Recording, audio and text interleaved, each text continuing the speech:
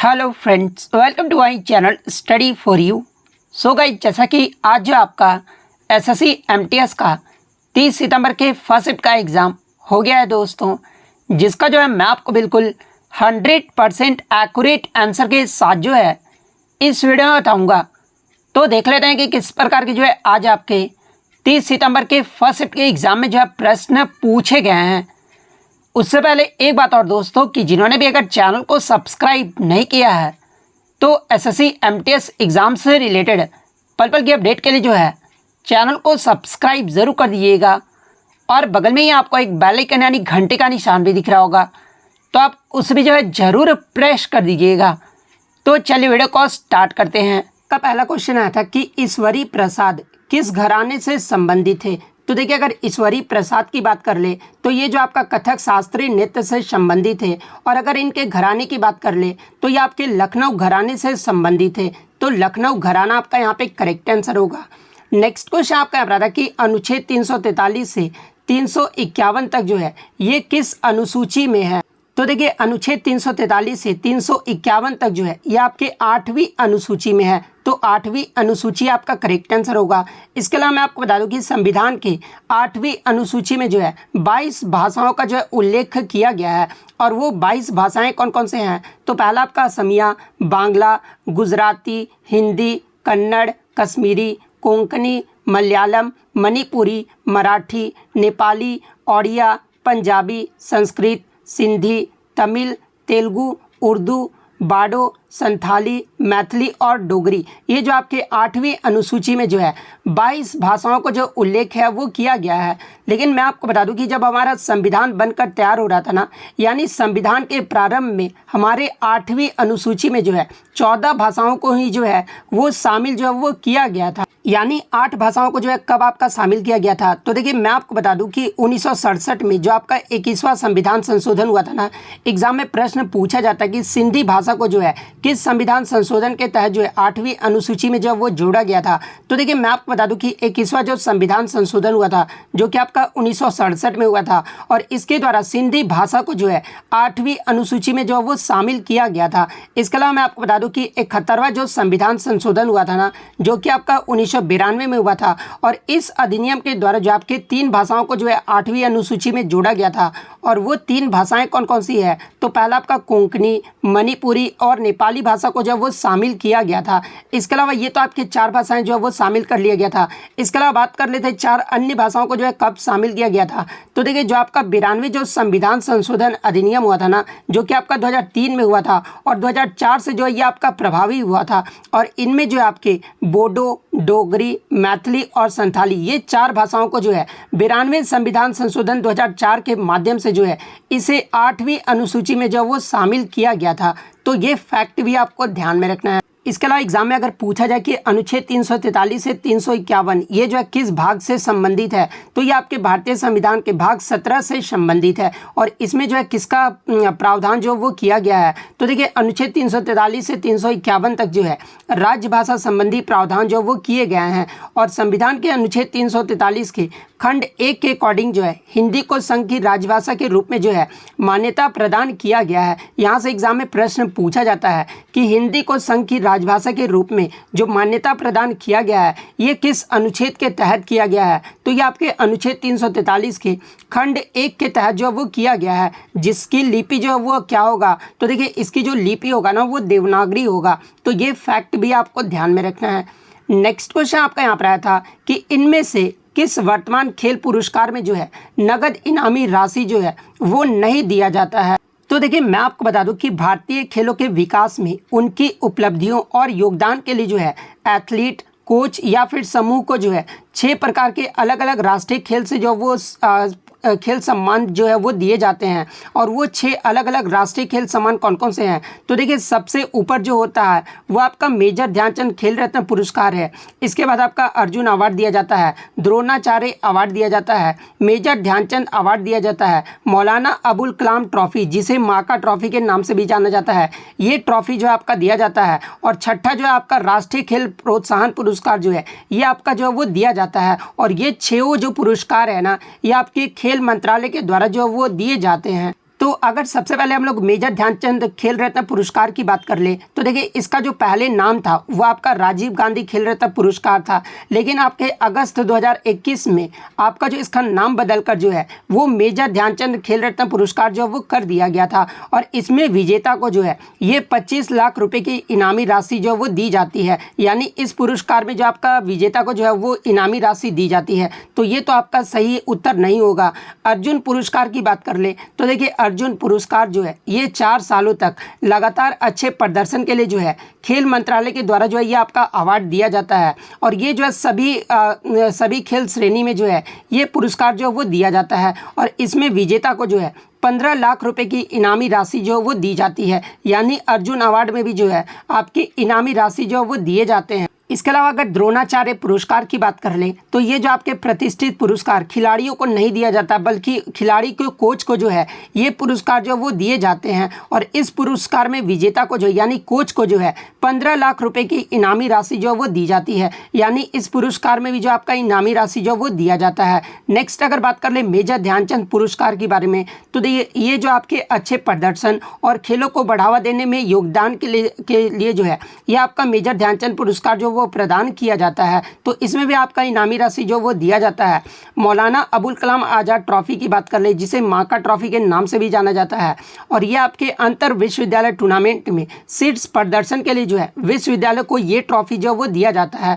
और इसमें विजेता को जो है 15 लाख रुपए की इनामी राशि जो वो दी जाती है, यानी इसमें भी जो आपका इनामी राशि जो वो दिया जाता है। इसके अलावा जो चौथा ऑप्शन दिया गया था वो आपका राष्ट्रीय खेल प्रोत्साहन पुरस्कार दिया गया था। और ये जो पुरस्कार है ना ये पिछले 3 वर्षों में खेल प्रोत्साहन और विकास के क्षेत्र में भूमिका निभाने के लिए जो है यह अवार्ड जो वो प्रदान किया जाता है। और इसमें विजेता को जो है कोई भी प्राइज मनी जो वो नहीं दी जाती है। तो इस क्वेश्चन के अकॉर्डिंग जो आपका सही उत्तर होगा ना वो राष्ट्रीय खेल प्रोत्साहन पुरस्कार होगा। तो राष्ट्रीय खेल प्रोत्साहन पुरस्कार आपका करेक्ट आंसर होगा। नेक्स्ट क्वेश्चन आपका बता था कि दिल्ली चोटी किस नदियों के बीच जो है एक जल के विभाजन के रूप में जो है ये कार्य करता है। तो देखिए दिल्ली चोटी जिसे जो है अरावली चोटी के नाम से भी जो वो जाना जाता है, और ये जो आपका सिंधु और गंगा जल निकासी प्रणालियों के बीच जो है जल के विभाजन के रूप में जो ये कार्य करता है। तो सिंधु और गंगा आपका यहाँ पे करेक्ट आंसर होगा।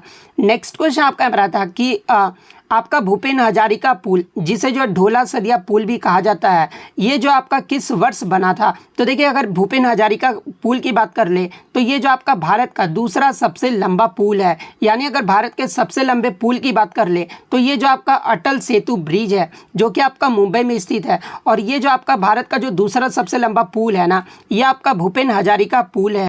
और ये जो आपका भूपेन हजारिका पुल है ना ये आपके असम और अरुणाचल प्रदेश के पूर्वोत्तर राज्य को जो है वो जोड़ता है। और ये जो है पुल किस नदी पर बना है तो ये आपके ब्रह्मपुत्र की एक प्रमुख सहायक नदी लोहित नदी पर जो है ये आपका भूपेन हजारिका पुल जो है वो बना है। तो ये पॉइंट भी आप ध्यान में रखिए। और देखिए भूपेन हजारिका पुल के निर्माण की जो शुरुआत है ना ये आपके नवंबर 2011 में नवयुग इंजीनियरिंग कंपनी के साथ जो है सार्वजनिक निजी भागीदारी के रूप में जो है इसका निर्माण जो वो शुरू हुआ था। लेकिन अगर इसके उद्घाटन की बात कर ले तो देखिए इस पुल का जो उद्घाटन है ना ये 26 मई 2017 को जो है भारतीय प्रधानमंत्री नरेंद्र मोदी और सड़क परिवहन और राजमार्ग मंत्री नितिन गडकरी के द्वारा जो है इसका उद्घाटन जो है वो किया गया था। तो अगर 26 मई 2017 ऑप्शन में दिया गया था तो 26 मई 2017 आपका करेक्ट आंसर होगा। अगर सिर्फ आपका निर्माण कब शुरू हुआ था ये पूछा गया था तो नवंबर 2011 आपका यहाँ पे करेक्ट आंसर होगा। नेक्स्ट क्वेश्चन आपका यहाँ था कि गुरु तेग बहादुर की जो हत्या है ना ये किसके आदेश पर जो वो कर दिया गया था। तो देखिए गुरु तेग बहादुर की बात कर ले तो ये जो आपके सिख धर्म के जो है ये आपके 9वें गुरु थे, और इनकी जो हत्या है ना ये औरंगजेब के आदेश पर जो वो कर दिया गया था। तो औरंगजेब आपका करेक्ट आंसर होगा। और बात कर ले इनकी हत्या क्यों किया गया था तो देखिए इन्होंने जो है मुगलों द्वारा कश्मीर हिंदुओं के जबरन धर्म परिवर्तन का जो है विरोध किया था, और इसी विरोध के कारण जो है औरंगजेब ने आदेश दिया था। और 24 नवंबर 1675 ईस्वी को जो है नई दिल्ली में इनका जो वो शहीद जो है वो हो गया था। तो अगर पूछा जाए कि गुरु तेग बहादुर ये जो है कब शहीद हुए थे तो ये आपके 24 नवंबर 1675 को जो है नई दिल्ली में जो है ये शहीद हुए थे। तो ये पॉइंट भी आप ध्यान में रखिएगा। नेक्स्ट क्वेश्चन आपका रहा था कि शनि ग्रह से संबंधित कौन सा कथन जो है आपका सही नहीं दिया गया है। तो तो देखिए अगर शनि ग्रह की बात कर ले तो देखिए शनि ग्रह जो है ये आकार के अनुसार ये जो है दूसरा सबसे बड़ा ग्रह है। अगर सबसे बड़ा ग्रह की बात कर ले तो बृहस्पति जो आपका सबसे बड़ा ग्रह है, लेकिन आकार के अकॉर्डिंग जो आपका दूसरा सबसे बड़ा ग्रह है ना, ये आपका शनि ग्रह है। इसके अलावा शनि को अक्सर लघु और सौरमंडल के मॉडल के रूप में जो वो संदर्भित किया जाता है। और शनि जो है ये सूर्य से जो वो छठा ग्रह है, यानी आपका जो सबसे दूरी पर जो ये आपका सूर्य से जो है ये आपका छठा नंबर पे आता है शनि। इसके अलावा बृहस्पति, शनि, यूरेनस और नेपच्यून जो है ये आपके बाहरी ग्रुप के बाहरी ग्रहों के रूप में जो वो जाने जाते हैं। और बृहस्पति और शनि जो है ये मुख्य रूप से जो है हाइड्रोजन और हीलियम से जो वो बने होते हैं। तो इनमें से आपका 3 स्टेटमेंट तो था वो आपका सही दिया गया है, लेकिन इसके अलावा जो आपका चौथा स्टेटमेंट होगा ना वो आपका करेक्ट आंसर होगा। इसके अलावा बात कर ले आपके जो है आंतरिक ग्रह किसे कहा जाता है, तो देखिए आंतरिक ग्रह वे ग्रह होते हैं जो सूर्य के सबसे निकट होते हैं। और सूर्य के सबसे निकट ग्रह कौन कौन से हैं, तो देखिए बुध, शुक्र, पृथ्वी और मंगल, ये सभी जो आपके आंतरिक ग्रह हैं। और आंतरिक ग्रह जो है ये आपके ज़्यादातर जो ये आपके चट्टानों से बने होते हैं। तो ये पॉइंट भी आपको ध्यान में रखना है। नेक्स्ट क्वेश्चन आपका यहाँ पर आया था कि हाल ही में शिवसेना के प्रमुख या फिर अध्यक्ष जो है ये कौन बने हैं। तो देखिए अगर शिवसेना की बात कर ले तो देखिए शिवसेना का जो शाब्दिक अर्थ होता है ना, ये शिवाजी की सेना होता है। और ये भारत में एक दक्षिणपंथी मराठी क्षेत्रवादी और हिंदू अंतर्राष्ट्रवादी राजनीतिक पार्टी है। और इस पार्टी की जो स्थापना है ना, यानी शिवसेना की जो स्थापना है ना, ये 1966 में बाल ठाकरे के द्वारा जो इसकी स्थापना जो वो किया गया था। और वर्तमान में इसके जो अध्यक्ष हैं शिवसेना के वो आपके एकनाथ शिंदे हैं। तो एकनाथ शिंदे आपका यहाँ पे करेक्ट आंसर होगा।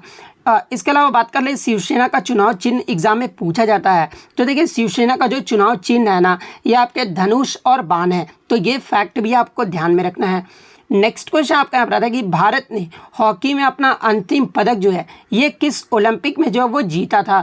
तो देखिए मैं आपको बता दूं कि भारतीय पुरुष हॉकी टीम के द्वारा अब तक ओलंपिक में जो है टोटल 12 मेडल जो वो जीते गए हैं, जिसमें 8 गोल्ड मेडल, 1 सिल्वर मेडल और 3 आपका जो वो ब्रॉन्ज मेडल शामिल है। जिसमें भारत की तरफ से जो अपना ओलंपिक लास्ट जो ओलंपिक पदक है ना, ये टोक्यो ओलंपिक 2020 में जो वो जीता गया था। और टोक्यो ओलंपिक 2020 में भारत पुरुष हॉकी टीम ने जो है जर्मनी को 5-4 से हराकर जो है ये ब्रॉन्ज मेडल जो वो जीता था। तो टोक्यो ओलंपिक 2020 आपका यहाँ पे करेक्ट आंसर होगा। इसके अलावा अगर एग्जाम में ये प्रश्न पूछा जाए कि भारत ने अपना अंतिम हॉकी में ओलंपिक में स्वर्ण पदक जो है ये किस वर्ष जीता था, तो देखिए भारत पुरुष हॉकी टीम के द्वारा ओलंपिक में जो अपना अंतिम जो स्वर्ण पदक है ना, ये आपका वर्ष 1980 के मॉस्को ओलंपिक में जो वो जीता गया था। और उस समय भारतीय पुरुष हॉकी टीम के कप्तान कौन थे, तो देखिए मॉस्को ओलंपिक में भारतीय हॉकी टीम के जो कप्तान थे ना, ये आपके वासुदेवन भास्करन थे। तो ये पॉइंट भी आपको ध्यान में रखना है। और भारतीय पुरुष हॉकी टीम के द्वारा पहला स्वर्ण पदक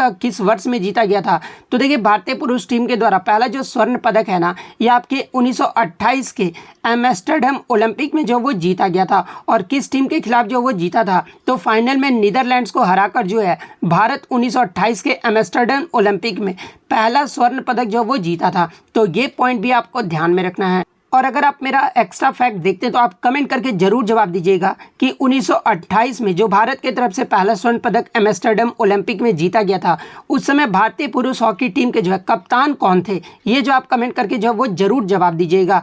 नेक्स्ट क्वेश्चन आपका यहाँ पर आया था कि कबड्डी खेल में चेतावनी देने के लिए जो है कौन सा कार्ड जो है वो नहीं दिया जाता है। तो देखिए मैं आपको बता दूं कि कबड्डी खेल में जो है आपके 3 कार्ड जो है वो दिए जाते हैं। और वो 3 कार्ड कौन कौन से हैं, तो पहला आपका ग्रीन कार्ड दिया जाता है, सेकंड आपका येलो कार्ड और थर्ड आपका जो है वो रेड कार्ड जो है वो दिया जाता है। जिसमें अगर सबसे पहले ग्रीन कार्ड की बात कर लें तो देखिए उल्लंघन करने वाले को प्रारंभिक चेतावनी के रूप में जो है ये आपका कबड्डी में ग्रीन कार्ड जो है वो दिया जाता है। येलो कार्ड जो है एक खिलाड़ी को 2 मिनट के लिए जो वो निलंबित कर देता है यदि वे नियमों का उल्लंघन करते हैं या फिर अपनी सीमाओं को जो वो पार कर देते हैं। तो येलो कार्ड के तौर पर जो है इन्हें 2 मिनट के लिए जो वो बैठना होता है, यानी 2 मिनट पर जो है 2 मिनट तक जो है वो कोर्ट में जो वो नहीं आ सकते हैं। इसके अलावा अगर रेड कार्ड की बात कर ले तो देखिए फुटबॉल की तरह जो है किसी खिलाड़ी को अगर लाल कार्ड जो वो दे दिया जाता है तो वो पूरे मैच के लिए जो वो निलंबित हो जाते हैं, यानी पूरे मैच जो वो खेल नहीं सकते। जैसा कि आपको पता है कि कबड्डी में 7 प्लेयर होते हैं और किसी प्लेयर को अगर लाल कार्ड दिखा दिया जाता है तो 6 प्लेयर के साथ ही जो है फिर आपको जो है वो खेलना होता है, तो ये रेड कार्ड का मतलब होता है। तो ये पॉइंट भी आप ध्यान में रखिएगा। और चौथा जो ऑप्शन दिया गया था वो आपका ब्लैक कार्ड जो है वो दिया गया था। तो देखिए कबड्डी में जो है खेल में चेतावनी देने के लिए जो है ब्लैक कार्ड का उपयोग जो है वो नहीं किया जाता है, तो ब्लैक कार्ड आपका यहाँ पे करेक्ट आंसर होगा। नेक्स्ट क्वेश्चन आपका यहाँ पर आता है कि निम्नलिखित में से दिए गए राज्य तथा उनके भाषा के साथ जो वो मिलान करना था, जहाँ पे आंध्र प्रदेश में आपका जो सही मिलान होगा वो आपका तेलुगु भाषा होगा। केरल राज्य में जो सही आपका मिलान होगा भाषा का वो आपका मलयालम भाषा होगा, क्योंकि आंध्र प्रदेश का जो ऑफिशियल लैंग्वेज है ये आपका तेलुगु भाषा है। केरल का जो ऑफिशियल लैंग्वेज है ये आपका मलयालम भाषा है। कर्नाटक का जो ऑफिशियल लैंग्वेज है ये आपका कन्नड़ भाषा है। गोवा का जो ऑफिशियल लैंग्वेज है ये आपका कोंकणी भाषा है। तो इस प्रकार से जिन्होंने भी मैच किया होगा उनका यहाँ पे करेक्ट आंसर होगा। नेक्स्ट क्वेश्चन आपका यहाँ पर आता है कि स्वामी विवेकानंद शिकागो में जो है ये कब भाषण दिए थे। तो देखिए स्वामी विवेकानंद के द्वारा शिकागो में जो भाषण है ना ये 1893 में जो है वो दिया गया था। तो 1893 आपका यहाँ पे करेक्ट आंसर होगा। इसके अलावा मैं आपको बता दूं कि स्वामी विवेकानंद जी के द्वारा ही जो है 1897 में रामकृष्ण मिशन की स्थापना भी जो वो किया गया था। और इनका जो एग्जाम में वास्तविक नाम पूछा जाता है, तो देखिए विवेकानंद का जो वास्तविक नाम यानी बचपन का जो नाम था ना ये नरेंद्र नाथ दत्त था, और इनके गुरु का नाम भी प्रीवियस शिफ्ट में आपसे पूछा गया है। तो देखिए स्वामी विवेकानंद के जो गुरु का नाम था ना ये रामकृष्ण परमहंस था। तो ये फैक्ट भी आपको ध्यान में रखना है। नेक्स्ट क्वेश्चन आपका यहाँ पर आता है कि इनमें से कौन सा जो रोशनी का त्यौहार जो वो कहा जाता है। तो देखिए दीपावली या फिर दिवाली का त्यौहार को जो है ये रोशनी का त्यौहार जो वो कहा जाता है। तो दिवाली आपका करेक्ट आंसर होगा। इसके अलावा आप कमेंट करके जवाब दीजिएगा कि जो ये आपका दीपावली का जो त्यौहार है ना ये आपका हिंदू कैलेंडर के अनुसार किस महीने में जो है दीपावली का त्यौहार जो वो मनाया जाता है। ये जो आप कमेंट करके ज़रूर जवाब दीजिएगा। इसके अलावा हनुका भी जो है ये आपका रोशनी का त्यौहार है, लेकिन हनुका जो है ये किस धर्म का त्यौहार है। तो ये आपका यहूदियों धर्म का जो है वो त्यौहार है। तो ये फैक्ट भी आप ध्यान में रखिएगा। कुल्लू दशहरा को भी जो है वो रंगीन का त्यौहार जो वो कहा जाता है। और ये जो आपका कुल्लू दशहरा है ना ये आपके हिमाचल प्रदेश में जो वो लगता है। तो ये फैक्ट भी आप ध्यान में रखिएगा। इसके अलावा देव दिवाली की बात एग्जाम में पूछा जाता है। तो देखिए देव दिवाली का जो त्यौहार है ना ये आपका उत्तर प्रदेश के बनारस में जो ये मनाया जाता है। और देव दिवाली का जो त्यौहार है ना ये दीपावली के 15 दिन के बाद जो है इस त्यौहार को जो वो मनाया जाता है। और लठमार होली का अगर बात कर ले तो देखिए लठमार होली जो है ये आपका वृंदावन में जो वो मनाई जाती है। तो ये फैक्ट भी आपको ध्यान में रखना है। नेक्स्ट क्वेश्चन आपका यहाँ पर आया था कि 42वां जो संविधान संशोधन है ना ये किस वर्ष में हुआ था। तो देखिए 42वें संविधान संशोधन की बात कर ले तो ये आपका वर्ष 1976 में हुआ था। तो 1976 आपका यहाँ पे करेक्ट आंसर होगा। और देखिए मैं आपको बता दूं कि ऐसा आपका कोई भी शिफ्ट नहीं था जिसमें मौलिक कर्तव्य से जो है आपके प्रश्न जो वो नहीं पूछे गए हैं। आपके हर शिफ्ट में जो है मौलिक कर्तव्य से जो वो प्रश्न पूछे गए हैं। और 42वें संविधान संशोधन की अगर मैं बात कर लूँ तो ये आपका 1976 में हुआ था। और इसी संविधान संशोधन के द्वारा जो है हमारे संविधान में 10 मौलिक कर्तव्यों को जो वो जोड़ा गया था। और किस समिति के अनुशंसा पर। तो देखिए मैं आपको बता दूं कि सरदार स्वर्ण सिंह समिति के अनुशंसा पर जो है हमारे संविधान में 8 प्रकार के मौलिक कर्तव्य का सुझाव जो वो दिया गया था। एग्जाम में यहाँ से पूछा गया था कि सरदार स्वर्ण सिंह समिति की सिफारिश पर 42वें संविधान संशोधन 1976 के द्वारा जो है कितने मौलिक कर्तव्य का सुझाव जो है वो दिया गया था। तो 8 मौलिक कर्तव्य का सुझाव दिया गया था। और 2 मौलिक कर्तव्य जो है ये आपके इंदिरा गांधी सरकार के द्वारा जो वो इम्प्लीमेंट किए गए थे। यानी 42वें संविधान संशोधन के द्वारा जो है आपके 10 मौलिक कर्तव्यों को जो वो जोड़ा गया था। और वर्तमान में आपके मौलिक कर्तव्यों की जो संख्या ये आपका 11 है। और 11वां मौलिक कर्तव्य को जो है ये आपका 86वें संविधान संशोधन जो कि आपका 2002 में हुआ था। और इसके माध्यम से जो हमारे संविधान में जो वो जोड़ा गया था। और मौलिक कर्तव्य जो है ये किस भाग और किस अनुच्छेद में है। तो भाग 4A और अनुच्छेद 51A में जो है मौलिक कर्तव्य का जो वर्णन जो है वो किया गया है। और मौलिक कर्तव्य का प्रावधान जो है ये आपके रूस देश के संविधान से जो वो लिया गया है। और इस मौलिक कर्तव्य के अकॉर्डिंग 11वें मौलिक कर्तव्य के अकॉर्डिंग जो है 6 से 14 वर्ष तक के सभी बच्चों को जो है शिक्षा दिलाना ये जो आपके पेरेंट्स का जो वो कर्तव्य होगा। ये जो आपका 11वें मौलिक कर्तव्य में जो वो कहा गया है। नेक्स्ट आपका यहाँ पर था कि इनमें से राजस्थान का कौन सा जो है लोकगीत है। तो देखिए राजस्थान के अगर लोकगीत की बात कर ले तो कांगसिया, हिचकी, जकरिया, पपिया कांगा ये सभी जो आपके राजस्थान के लोकगीत हैं। इसके अलावा मंद भी जो है आपका राजस्थान का जो वो लोकगीत है। तो इनमें से जो भी ऑप्शन में दिया गया होगा वो आपका करेक्ट आंसर होगा। इसके अलावा पश्चिम बंगाल के लोकगीत की बात कर ले तो देखिए भटियाली गीत जो है ये पश्चिम बंगाल से संबंधित लोकगीत है। पंडवानी जो है ये आपका छत्तीसगढ़ से संबंधित है। सोहर बिरहा और फगुआ की बात कर ले तो देखिए सोहर बिरहा और फगुआ जो है ये आपका बिहार से संबंधित है। कजरी जो है ये आपका उत्तराखंड और उत्तर प्रदेश से संबंधित है। तो ये फैक्ट भी आप ध्यान में रखिएगा। नेक्स्ट आपका यहाँ पर आता है कि हावड़ा ब्रिज की जो स्थापना है ना ये कब हुआ था। तो देखिए हावड़ा ब्रिज की जो बनाने की शुरुआत है ना ये आपका 1936 में हुआ था।